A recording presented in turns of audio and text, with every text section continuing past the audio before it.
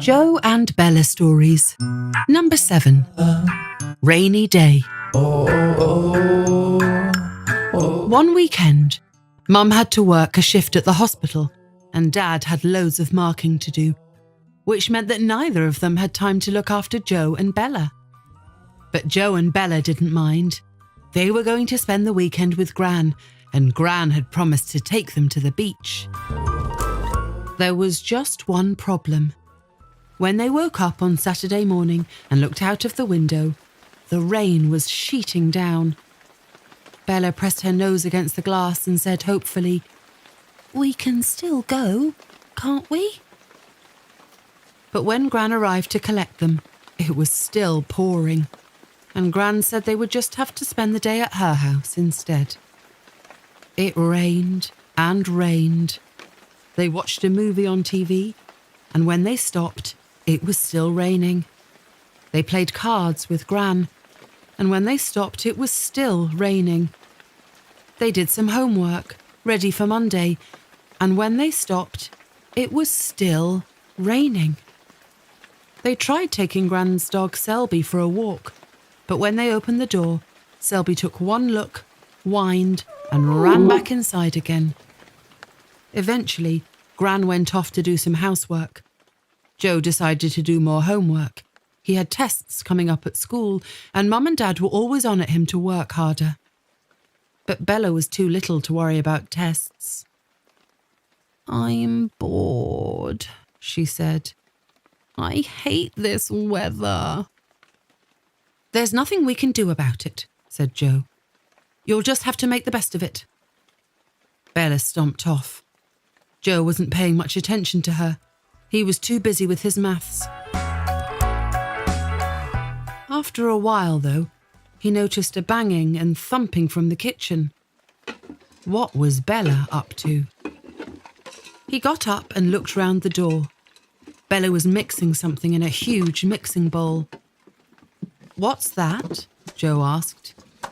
"It's a lovely cake," said Bella happily, "but you can't have any." "That's a relief," said Joe, "because it looks terrible and it smells worse."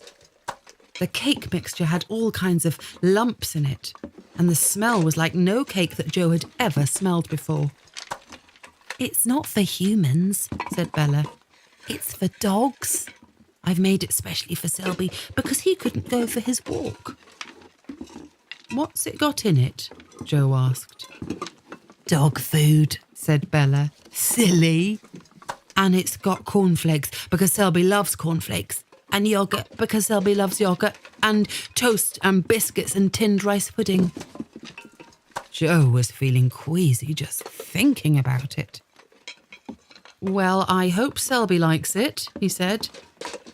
But Selby didn't like it.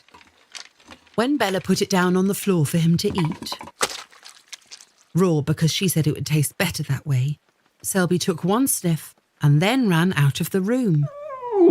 Bella burst into tears. Gran came running into the kitchen. "Oh dear, what is the matter, Bella?" she asked. "It's raining," Bella howled. "It's never going to stop.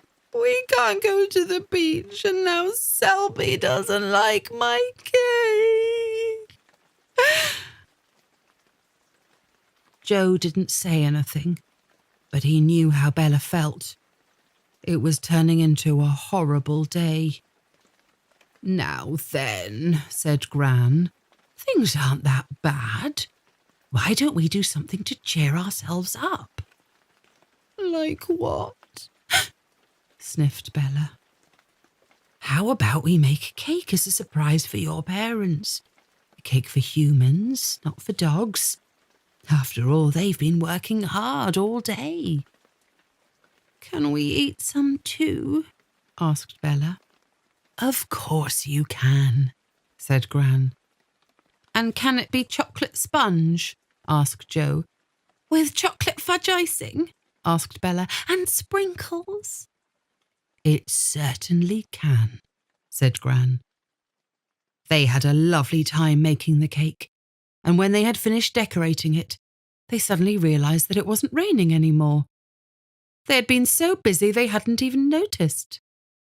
"Quick, let's get out while the sun's shining," said Gran.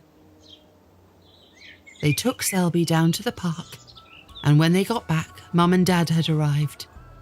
Everybody was just ready for a slice of cake.